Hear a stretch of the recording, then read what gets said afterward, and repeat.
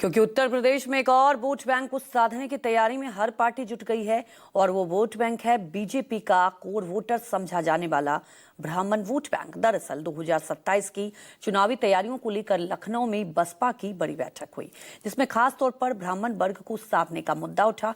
तो सवाल ये है कि क्या मायावती 2027 की तरह 27 में सोशल इंजीनियरिंग का फॉर्मूला तैयार कर रही हैं? क्योंकि 2007 में बसपा ने नारा दिया था, हाथी नहीं गणेश है, ब्रह्मा विष्णु महेश है, और इस नारे के जरिए पहली बार दलित, पिछड़ा, अल्पसंख्यकों के साथ साथ ब्राह्मणों का पार्टी ने भी तवज्जो दी और मायावती सत्ता में आई। देखिए इस रिपोर्ट में।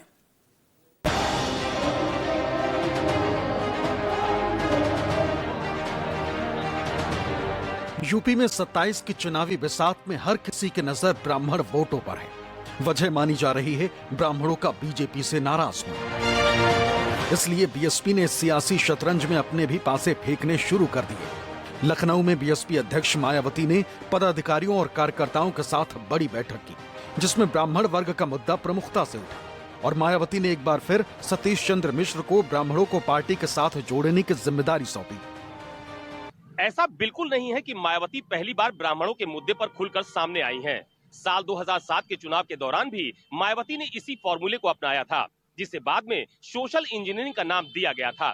उस वक्त मायावती ने पिछड़ा, दलित, अल्पसंख्यक के साथ साथ ब्राह्मणों के गठजोड़ को लेकर चुनावी मैदान में उतरी थी, जिसका बड़ा सियासी लाभ भी मायावती को हासिल हुआ था। अब उसी फॉर्मूले को मायावती साल 2027 के विधानसभा चुनाव में अपनाना चाहती हैं और यही वजह है कि ब्राह्मणों के मुद्दों को उठाकर मायावती लगातार बीजेपी की घेरेबंदी करती हुए भी नजर आ रही हैं।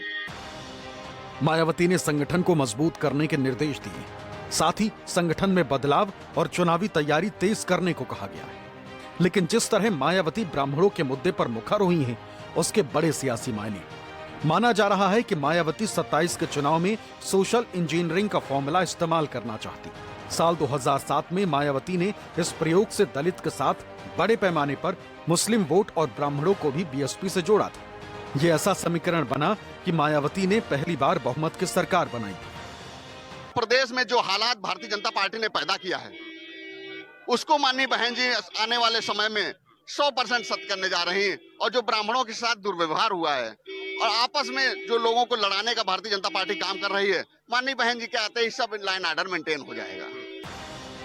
मायावती ब्राह्मण वर्ग को साधने के लिए किस तरह जुट गई हैं, उसका अंदाजा इसी बात से लगाया जा सकता है कि उन्होंने पार्टी कार्यकर्ताओं से साफ कहा है कि किसी भी वर्ग को लेकर कार्यकर्ता आपत्तिजनक टिप्पणी नहीं करेगा। धर्म को लेकर कोई भी धरना प्रदर्शन बिना पार्टी की अनुमति के नहीं किया जाएगा। माननीय बहन जी ने कहा कि किसी भी समाज के ऊपर बिना हमारी अनुमति का कोई धरना प्रदर्शन नहीं होगा और न ही किसी समाज को या किसी जाति वर्ग विशेष को कोई अपमानित करने का काम नहीं करेगा। आप जो पदाधिकारी हैं उसमें कोई उस तरह का कोई भी हरकत इस तरह नहीं करेगा।